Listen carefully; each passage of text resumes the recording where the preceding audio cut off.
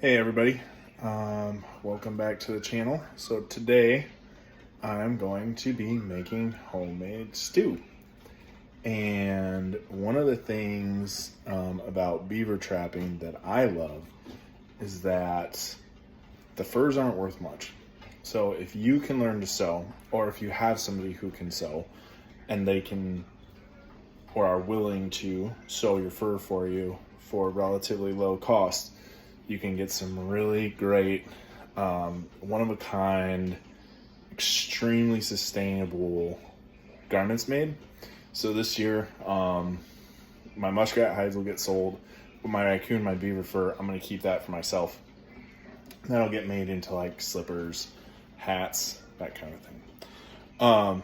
But the castor on the beaver is what you're going to sell. That leaves the meat. A lot of people get weirded out by the idea of eating beaver meat. And I'm here to tell you that it is not something to be weirded out about at all. It's awesome. It's delicious. It's a lot like beef.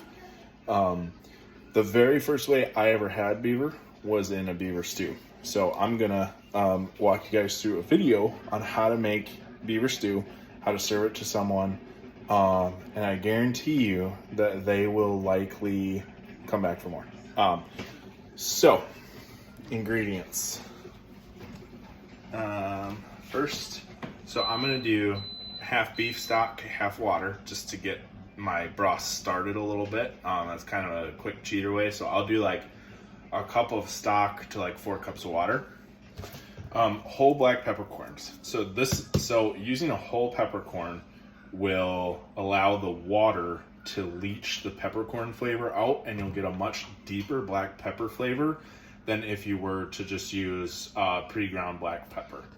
Okay, let's see. Rosemary, thyme, parsley from my garden. But I don't know why, but my herbs are still kind of going. And then we've got our stew staples: carrots, garlic, celery, potatoes for some starch, something else to kind of hold the flavor, onion, and then I'm going to shell these peas. These peas came out of my garden this spring, and I'm going to shell them and just use the peas. You could use the hulls too, but sometimes the hulls are kind of tough. They can be kind of bitter. So, why kind of subject somebody to that is kind of my thought. I'm sure that you could, grab a cheesecloth or something and throw the shells in the cheesecloth and put that in a pot, but that's a lot of work. So, first step for me is I'm going to peel these carrots. I'm going to get all these vegetables chopped, and then I'll show you the next step. Okay, so veggies are chopped, peas are shelled. We're getting ready for the next step. So the next step is going to be to take the meat off the bones, add them to a flour dredge, which I'm going to do in just a second here. And we're going to fry those on the pan in some hot oil. In the meantime, or rather probably before I do that, I'm going to let this go for maybe 35, 40 minutes on a low simmer. I've got big chunks in here. You can see big chunk of onion, big chunk of celery, whole herbs, my peppercorns.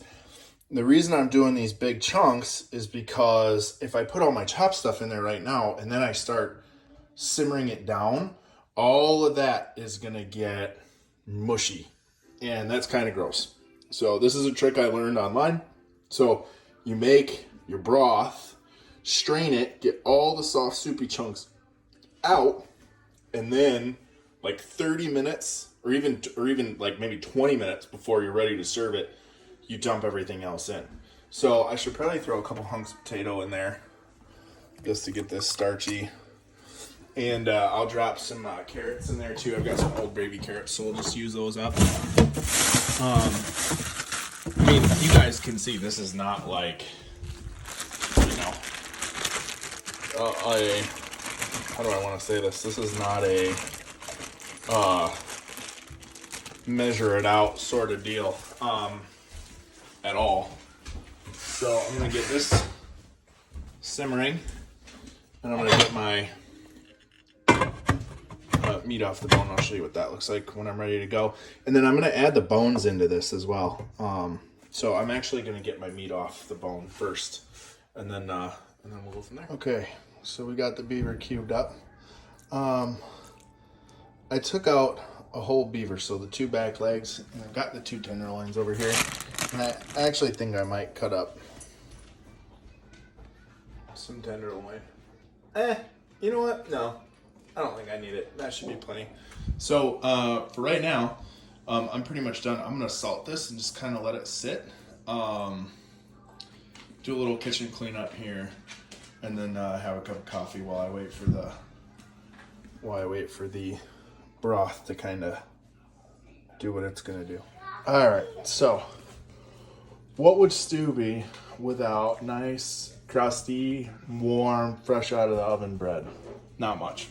Here's what our stock is looking like. Now you're gonna get foam on top. That's okay. That's totally fine. It's totally normal. You can go ahead and remove that. Just strain it off with a big spoon, and then just dump it in a bowl or something. But while that's going, we're gonna mix up our bread dough. So this is 6 1/2 cups bread flour, 1 1/2 tablespoons kosher salt, 1 1/2 tablespoons yeast, 3 cups lukewarm water. That's it. This is a no-knead recipe, so basically this goes on my mixer over here, like so, and like so.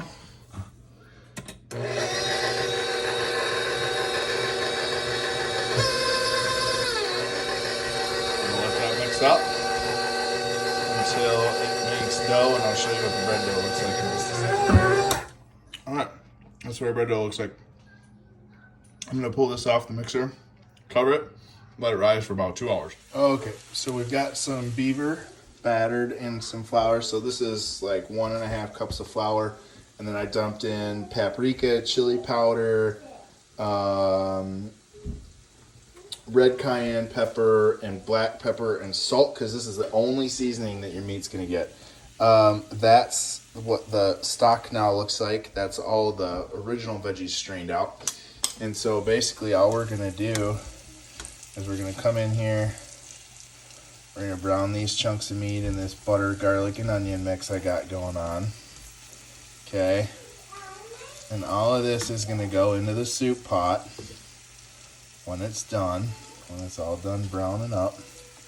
You know, you don't need to overcook everything, because it's going to go and it's going to simmer. You know, it's going to simmer at a pretty low temp. Don't mind the flour mess that's going on in here. Let's brown these out.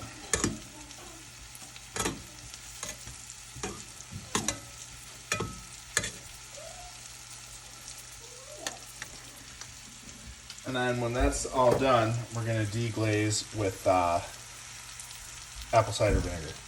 All right, because this is always fun. Here we go. Apple cider vinegar.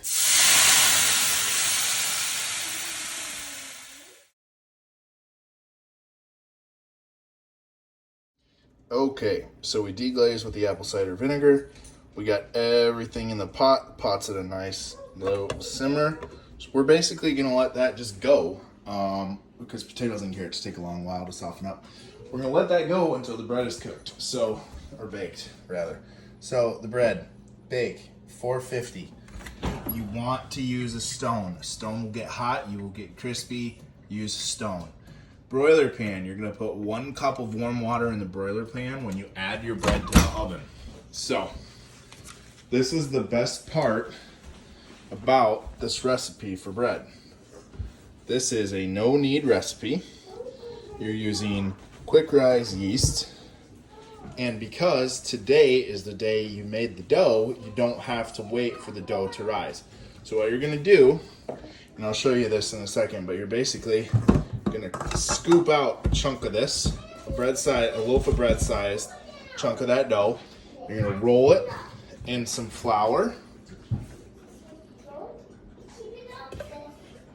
and then you're just gonna put it right straight into the oven.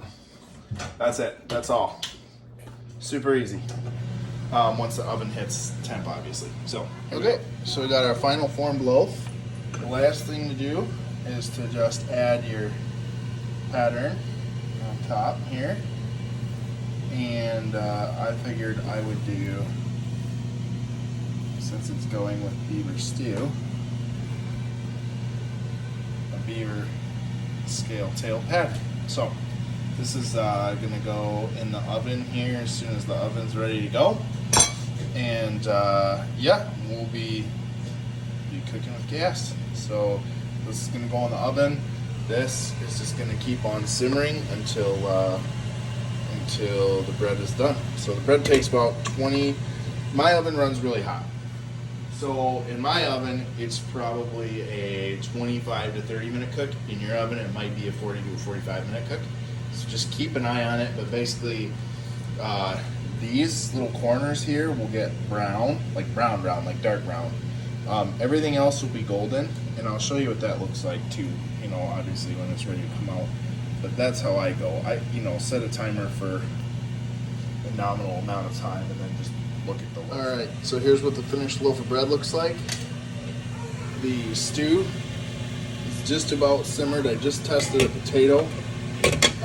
It was a little raw still in the middle, not raw, but just a little bit too hard. So we're gonna let this rest. But yeah, so this will be, I just gotta put it up there because my dog will get to it otherwise. We're gonna let everything rest, and once I've got a bowl ready to serve, I'll show you what the finished product all looks like. All right, so there it is, the finished beaver stew and your finished loaf of bread. I would personally, if I wasn't taking care of children this weekend, I mean, I'm always taking care of children, but my wife is working night shift tonight, so I would normally drink this with a nice stout or a cold lager, but tonight it's just gonna be water. So anyway, thanks for watching the video. I really appreciate it. Remember, eat more beaver.